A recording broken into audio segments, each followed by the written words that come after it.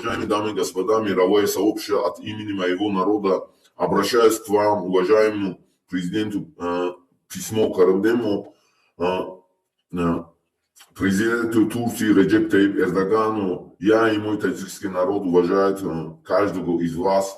В нашей стране, Таджикистане и за рубежом Эмомали Рахмон и его кланы при протяжении 31 года объявили себя тенью Всевышнего Аллаха на нашей земле.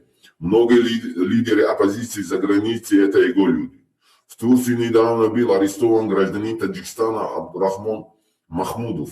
Он жил там с женой и детьми. Но люди Рахмона и его агенты за границей оклеветали его и посадили в тюрьму за то, что Абдурахман Махмудов не подчинился этим оппозиционным группам из клана Рахмона.